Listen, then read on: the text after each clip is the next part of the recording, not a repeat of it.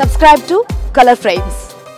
South Africa పర్యటనలో ఉన్న team India T20 సిరీస్ను పూర్తి చేసింది. 1-1తో సమం చేసింది. ఇప్పుడు వన్డే సిరీస్కు సిద్ధమైంది. ఈ వన్డే సిరీస్లో మొదటి మ్యాచ్ ఆదివారం జరగనుంది. ఈ సిరీస్కు కేఎల్ రాహుల్ సారథ్యం వహిస్తున్నాడు.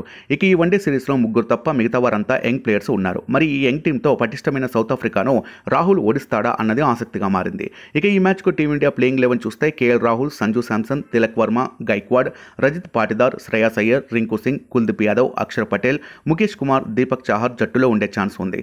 ఇక మొదటి మ్యాచ్ టీమిండియాకు చాలా కీలకం. సౌత్ ఆఫ్రికా వన్డే జట్టులో భారీ ప్లేయర్స్ ఉన్నారు. వాళ్ళను యువ టీమిండియా ఎలా తట్టుకుంటుంది అన్నది ఆసక్తిగా మారింది. ఈ మ్యాచ్ జోహన్నెస్బర్గ్లో మధ్యాహ్నం 2 గంటలకు స్టార్ట్ అవుతుంది. ఇక మొదటి మ్యాచ్లో గెలవాలని కెప్టెన్ రాహుల్ భావిస్తున్నాడు. ఇక ఈ మ్యాచ్లో రాహుల్, అయ్యర్, సంజు, రింకు సింగ్ బ్యాటింగ్లో కీలకం కానున్నారు. వీరు రాణిస్తేనే టీమిండియా భారీ స్కోర్ చేయగలదు.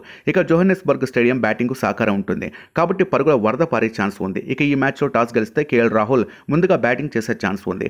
ఎందుకంటే ఇటీవల చేజింగ్లో ప్రొటీస్ జట్టు తడబడుతోంది. కాబట్టి ఫస్ట్ బ్యాటింగ్ చేసి భారీ స్కోర్ చేసి తర్వాత సౌత్ ఆఫ్రికాను కట్టడి చేయాలని టీమిండియా భావిస్తోంది. ఈ 3 మ్యాచ్ల సిరీస్లో మొదటి వన్డేలోనే గెలిచి ఇండియా శుభారంభం చేస్తుందో లేదో చూడాలి. Please subscribe colour frames. Colour ఫ్రేమ్స్కి సబ్స్క్రైబ్ చేయండి. Subscribe to Color Frames. Please subscribe to Color Frames.